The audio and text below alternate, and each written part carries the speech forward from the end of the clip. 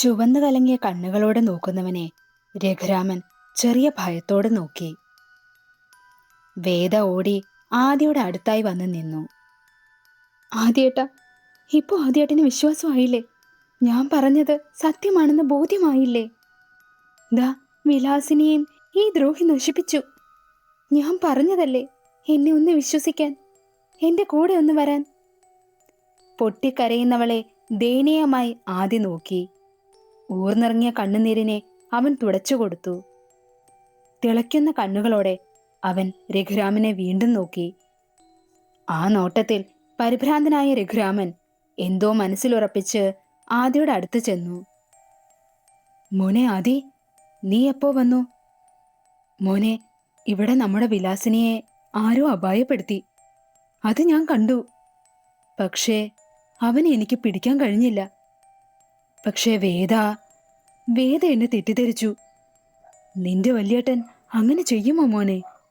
വേദമോള് നന്നായി പേടിച്ചിട്ടുണ്ട്. മോൻ അവളെയും കൂട്ടി മുറിയിലേക്ക് ചെല്ല്. ബാക്കിയെല്ലാം ഈ വല്യേട്ടൻ നോക്കിക്കോളാം. ചെല്ല്. അത്രയും പറഞ്ഞുകൊണ്ട് രഘുരാമൻ ആദിയുടെ തോളിൽ കൈവച്ചു. പക്ഷേ ആദി ആ കൈകൾ തട്ടിമാറ്റി. മതി നിങ്ങളുടെ നാടകം, ദേഷ്യത്തോടെ പറയുന്നവനെ രഘുരാമൻ നോക്കി നിന്നു. മോനെ, ഞാൻ പറഞ്ഞില്ലേ, വേദമോള് എന്നെ തെറ്റിദ്ധരിച്ചതാ.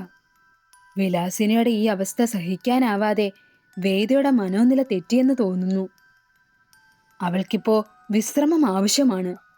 മോള് നന്നായി പേടിച്ചിട്ടുണ്ട്. അതുകൊണ്ടാ ഇങ്ങനെ പിച്ചും പേയും പറയുന്നത്. മോന്റെ വല്യേട്ടനെ മോൻ സംശയിക്കരുത്. അതെനിക്ക് സഹിക്കാനാവില്ല. ചെറിയ നോവോടെ അതിമനോഹരമായി ഫലിപ്പിക്കുന്നവനെ ആദി പുച്ഛത്തോടെ നോക്കി. ഞാനെല്ലാം കേട്ടു. വേദയുടെ പുറകെ ഞാനും ഉണ്ടായിരുന്നു, അവൾ അറിയാതെ. എല്ലാം ഞാൻ നേരിൽ കാണുകയും ചെയ്തു. ഇതിൽ പരം മറ്റൊന്നും എനിക്ക് അറിയേണ്ടതില്ല. മോനെ, കേട്ടതൊന്നും സത്യമല്ല. കാര്യമറിയാതാണ് നീ ഈ സംസാരിക്കുന്നത്. നിനക്കറിയില്ലേ എന്നെ?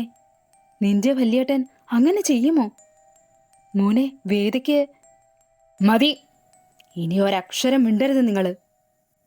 രഘുരാമനെ പറയാൻ അനുവദിക്കാതെ ആദി അവന്റെ ചൂണ്ടുവിരൽ രഘുരാമന് നേരെ ഉതിർത്തു. നിങ്ങൾ കാരണം ജീവിതം നഷ്ടമായ മായാലക്ഷ്മിയെ പോലെ ഇവളെയും ഒരു ഭ്രാന്തിയായി ചിത്രീകരിക്കാനാണോ ഉദ്ദേശം? അങ്ങനെയാണെങ്കിൽ അത് നടക്കില്ല. ഈ ആദി ജീവനോടിരിക്കുന്നിടത്തോളം കാലം അതിനനുവദിക്കില്ല. എല്ലാ സത്യങ്ങളും ഞാൻ നിങ്ങളുടെ നാവിൽ നിന്നുമാണ് കേട്ടത്. ഞങ്ങളുടെ സംഗീത അടക്കം നിങ്ങൾ ചെയ്ത എല്ലാ ദ്രോഹങ്ങളും ഞാൻ കേട്ടു. വല്യേട്ടൻ എന്ന് ഞാൻ വാഴ്ത്തിക്കൊണ്ടിരുന്ന നിങ്ങളുടെ മുഖത്ത് നോക്കുന്നത് പോലും എനിക്ക് പറപ്പാണ്. എങ്ങനെ മനസ്സ് വന്നടോ തനിക്ക്? മകളായും അനുജത്തിയായും കാണേണ്ടവരെ. ഷേ മോനെ, ഞാൻ പറയുന്നതൊന്ന് സമാധാനത്തോടെ കേൾക്ക്. നിങ്ങൾ ഇനി എന്നെ അങ്ങനെ വിളിക്കരുത്. തന്റെ ലക്ഷ്യം നിറവേറ്റാൻ എന്നെ കരുവാക്കി ഈ പാവം പെണ്ണിന്റെ ജീവിതം തകർക്കാൻ നോക്കിയവനല്ലേ നിങ്ങള്? അവിടെ നിങ്ങള് ഞാനെന്ന അനുജനെ താൻ ഓർത്തോ? എവിടെ ഓർക്കാനാ? തന്റെ മനസ്സ് നിറയെ വിഷമാ, കൊടും വിഷം. ബന്ധങ്ങൾക്ക് പുല്ലുവിലയല്ലേ നിങ്ങൾ കൊടുക്കുന്നത്? പാവം എന്റെ ഏട്ടത്തി, അവരിന്നും സംഗീത ജീവനോടുണ്ടെന്ന് വിശ്വസിച്ചിരിക്കുക. എനിക്കിപ്പോ ഉറപ്പാ, അവൾ ജീവനോടെയില്ല. നിങ്ങൾ കൊന്നു കളഞ്ഞിരിക്കണം ഇതിനോടകം തന്നെ. ആ പാവം സ്ത്രീയുടെ കണ്ണീര് മതിയടോ നിങ്ങൾ ഈ ജന്മം തന്നെ ഉരുകിത്തീരാൻ. തന്റെ ഈ പൊയ്മുഖം ഇന്ന് ഞാൻ അറിഞ്ഞതുപോലെ എല്ലാവരെയും ഞാൻ അറിയിക്കും. ഇനി ഈ ദ്വാരകയിൽ രഘുരാമൻ എന്ന മൃഗം വേണ്ട. തന്റെ വഞ്ചനയുടെയും കൊലപാതകങ്ങളുടെയും കഥകൾ ഈ നാട്ടുകാരും വീട്ടുകാരും അറിയണം. അറിയിക്കും ഞാൻ. അത്രയും പറഞ്ഞുകൊണ്ട് ആദ്യ വേദയുടെ കൈ പിടിച്ചുകൊണ്ട് തിരിഞ്ഞു നടക്കാൻ തുടങ്ങി. പെട്ടെന്ന് രഘുരാമൻ ആർത്തി ചിരിച്ചു. ആ ചിരി കേട്ടുകൊണ്ട് ആദിയും വേദയും തിരിഞ്ഞു നോക്കി. തങ്ങളെ നോക്കി ചിരിക്കുന്നവന്റെ കരണം തീർത്തൊന്ന് കൊടുക്കാൻ ആദിക്ക് തോന്നിയെങ്കിലും അവന്റെ കൈകൾക്ക് അതായില്ല. അവൻ ആ അമർഷം മുഷ്ടി ചുരുട്ടി തീർത്തു.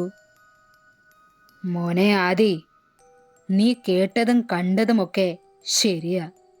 നിന്റെ ഭാര്യയെ, ദാ ഈ നിൽക്കുന്ന അപ്സരസിനെ മോഹിച്ച് തന്നെയാണ് ഇവളെ നിന്നെ കൊണ്ട് കെട്ടിച്ചത്. രഘുരാമനൊരു മോഹം തോന്നിയ എന്തു വില കൊടുത്തും അത് സ്വന്തമാക്കും. അങ്ങനെ സ്വന്തമാക്കിയിട്ടുമുണ്ട് ഈ രഘുരാമൻ. മായ, സംഗീത, അങ്ങനെ തുടങ്ങി ദാ ഇപ്പൊ വിലാസിനി വരെ ആ മോഹം ഫലവത്താക്കിയിട്ടേ ഉള്ളൂ. അതിലെനിക്ക് ഒരു പിഴവ് പറ്റിയത് ഇവളുടെ കാര്യത്തിലാ. സാരമില്ല, അതിന്നങ്ങ് പരിഹരിക്കാമല്ലോ. നിന്റെ ഊഹം ശരിയാ ആദി. സംഗീത ഇപ്പോ ജീവനോടെ ഇല്ല. അവളും ഞാൻ ആരാണെന്ന് അറിഞ്ഞ നിമിഷം ദാ ഈ കൈകൊണ്ട് അവളെ ഞാൻ മോക്ഷം കൊടുത്ത് പറഞ്ഞയച്ചു.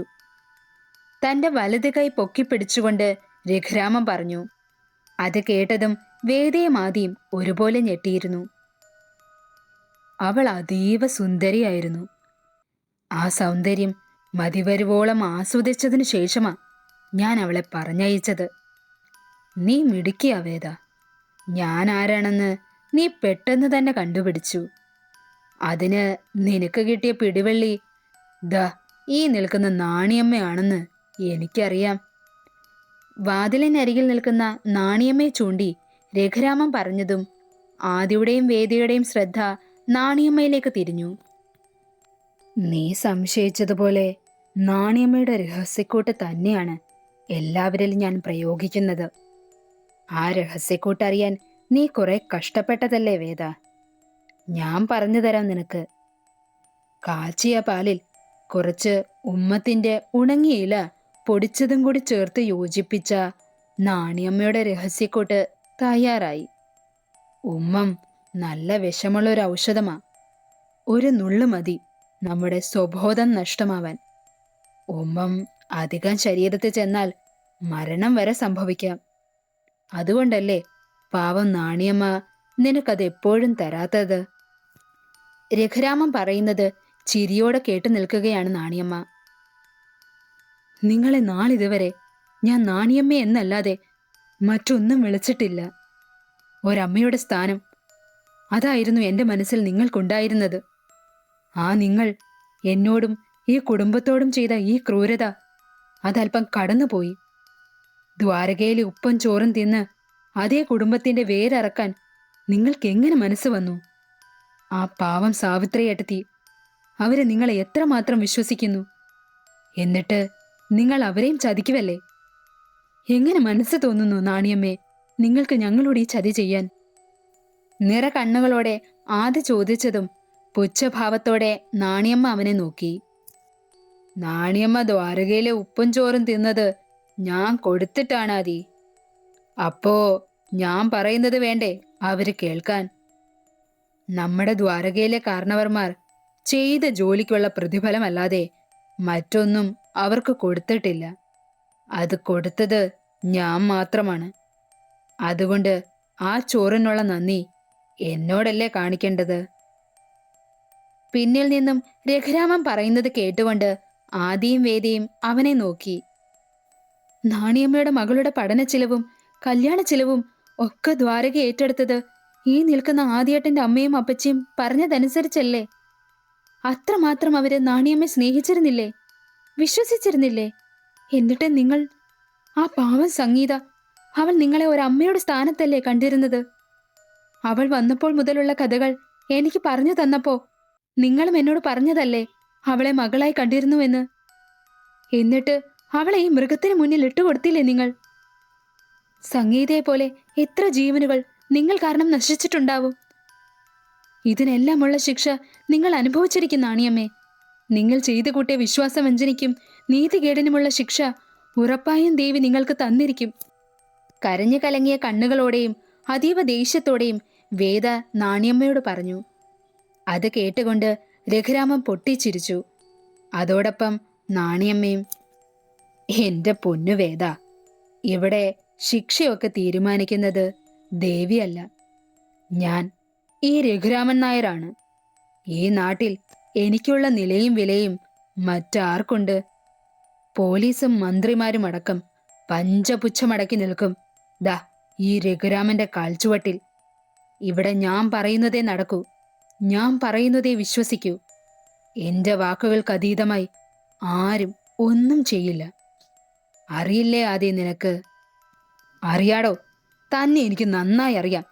പക്ഷേ ഇത്രത്തോളം അറിയാൻ ഞാൻ കുറച്ച് വൈകിപ്പോയി. ദ്വാരകയുടെ അധികാരത്തിലല്ലേ താൻ ഈ അഹങ്കരിക്കുന്നത്? അതേ അധികാരം എനിക്കുമുണ്ട്. എനിക്കും എന്തൊക്കെ ചെയ്യാൻ കഴിയുമെന്ന് ഞാൻ നോക്കട്ടെ. ഈ കുടുംബത്തിലെ പെൺകുട്ടികളെപ്പോലും വെറുതെ വിടാത്ത തന്നെ ഈ ദ്വാരകയിലുള്ളവർ ഇനിയും വിശ്വസിക്കുമോ? എങ്ങനെ മനസ്സ് വന്നടോ നിങ്ങൾക്ക്? ഷേ! ആദി അറപ്പോടെ പറഞ്ഞുകൊണ്ട് അവന്റെ മുഷ്ടി ചുരുട്ടി കതകിൽ ആഞ്ഞടിച്ചു. നീ പറഞ്ഞത് ശരിയാടാ. നമ്മുടെ കുടുംബത്തിലെ ഓരോ പ്രായപൂർത്തിയായ പെൺകുട്ടികളും രഘുരാമന്റെ കിടക്കയിൽ കിടന്നിട്ടുണ്ട്. അല്ല, ഞാൻ കിടത്തിയിട്ടുണ്ട്. ഇനി ബാക്കി അവശേഷിക്കുന്നത് മീനാക്ഷി മാത്രമാണ്. അവളും ഒരു കൊച്ചു സുന്ദരിക്കുട്ടിയാ. ഋതുമതിയാവാൻ കാത്തു നിൽക്കുവാണ് ഞാൻ. രഘുരാമൻ പൊട്ടിച്ചിരിച്ചു. അത്രയും കേട്ടതും ആദിയുടെ സമനില തെറ്റിയിരുന്നു. ആദിയുടെ കരങ്ങൾ രഘുരാമന്റെ കവിളിൽ പതിഞ്ഞു. ശേഷം അവന്റെ ഷർട്ടിന്റെ കോളറിൽ പിടിച്ചുകൊണ്ട് ആദി അവനെ രൂക്ഷമായി നോക്കി. ഇല്ലടോ, തന്റെ ഉദ്ദേശം നടക്കില്ല. മകളുടെ പ്രായമല്ലേ ഉള്ളൂ മീനാക്ഷിക്ക്. അവളെപ്പോലും കാമവറിയോടെ നോക്കുന്ന ഈ കണ്ണുകൾ ചൂഴ്ന്നെടുക്കാനാണ് എനിക്കിപ്പോ തോന്നുന്നത്. സമ്മതിക്കില്ല ഞാൻ. തന്റെ നിഴല് പോലും അവളിൽ പതിയാൻ ഞാൻ അനുവദിക്കില്ല. ആദി അത്രയും പറഞ്ഞതും രഘുരാമൻ അവന്റെ കൈകളിൽ പിടുത്തമിട്ടുകൊണ്ട് ബലമോടെ ആദിയുടെ കൈകൾ അവന്റെ കോളറിൽ നിന്നും അടർത്തി മാറ്റി. എടാ ചെക്ക, നിനക്കെന്നല്ല ഒരുത്തനും ഈ രഘുരാമനെ ഒരു ചുക്കം ചെയ്യാനാവില്ല. എനിക്ക് മോഹം തോന്നിയ അവളിൽ ശനി ബാധിച്ച പോലെ ഞാൻ ഉണ്ടാവും. എങ്ങനെയും ഞാൻ സ്വന്തമാക്കും. ദാ ഇവളെ, നിന്റെ ഭാര്യയെ ഞാൻ ഇന്ന് നിന്റെ മുന്നിൽ വെച്ച് സ്വന്തമാക്കുന്നത് പോലെ. അത്രയും പറഞ്ഞുകൊണ്ട് വേദിയുടെ കയ്യിൽ പിടിച്ച് രഘുരാമൻ തന്റെ നെഞ്ചിലേക്ക് അവളെ വലിച്ചടിപ്പിച്ചു.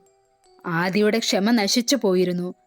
അവൻ തൽക്ഷണം കൊണ്ട് തന്നെ വേദിയെ അവനിൽ നിന്നും അടർത്തി മാറ്റി വീണ്ടും രഘുരാമന്റെ കവിളിൽ പ്രഹരിച്ചു. ഇത്തവണ രഘുരാമൻ അടങ്ങി നിന്നില്ല. അവൻ ആദിയുടെ കഴുത്തിൽ പിടുത്തമിട്ടു. ആദി തന്റെ വലത് കൈ രഘുരാമനിൽ ഉയർത്തിയപ്പോൾ രഘുരാമൻ ഇടത് കൈകൊണ്ട് അത് തടയുകയും ആദിയുടെ കഴുത്തിൽ നിന്നും പിടിവിടാതെ അവനെ അങ്ങനെ തന്നെ പിടിച്ചുകൊണ്ട് ചുവരിൽ ചേർത്ത് നിർത്തി. ഇതെല്ലാം കണ്ടുനിന്ന വേദ രഘുരാമനെ തടയാൻ ശ്രമം നടത്തി. അവൾ കരഞ്ഞുകൊണ്ട് രഘുരാമന്റെ കയ്യിൽ ബലമായി പിടിച്ചു മാറ്റാൻ ശ്രമിച്ചു. പക്ഷേ രഘുരാമൻ തന്റെ കൈ ഒന്ന് കുടഞ്ഞതും അവനിൽ നിന്നും വേദയുടെ പിടിവിട്ടു. എങ്കിലും വീണ്ടും വീണ്ടും വേദ രഘുരാമന്റെ കൈകളിൽ അടിക്കുകയും ആദിയിൽ നിന്നും കൈ അയക്കാൻ ശ്രമിക്കുകയും ചെയ്തു. പക്ഷേ അവൾക്കതിനായില്ല. രഘുരാമൻ രൂക്ഷമായി നാണിയമ്മയെ നോക്കിയതും അതിന്റെ അർത്ഥം അറിഞ്ഞതുപോലെ നാണിയമ്മ ഓടിവന്ന് വേദയെ പിടിച്ചു മാറ്റി. എടാ ചെക്ക, നീ അധികം ബലം പിടിക്കണ്ട. നിന്നെ കൊണ്ടെന്നെ ഒന്നും ചെയ്യാനാവില്ല. എനിക്ക് തടസ്സം നിന്നവരെയൊക്കെ ഒരു പൂ നുള്ളുന്ന ലാഘവത്തോടെ പിടിച്ചു മാറ്റിയിട്ടേ ഉള്ളൂ ഈ രഘുരാമൻ. എന്തിന്? എന്റെ അച്ഛൻ സേതുരാമനെയും നിന്റെ അച്ഛൻ പത്മനാഭനെയും തീർത്തതുപോലെ നിന്നെയും എനിക്ക് തീർക്കാൻ ഒരു മടിയുമില്ല. രഘുരാമന്റെ വാക്കുകൾ വിശ്വസിക്കാനാവാതെ ആദി പകച്ചു പോയിരുന്നു. വേദയുടെ അവസ്ഥയും മറിച്ചായിരുന്നില്ല. കേട്ടത് വിശ്വസിക്കാനാവാതെ ആദിയുടെ കണ്ണുകളിൽ നിന്നും കണ്ണുനീർ തുള്ളികൾ പെയ്തിറങ്ങാൻ തുടങ്ങി, അവൻ പോലും അറിയാതെ.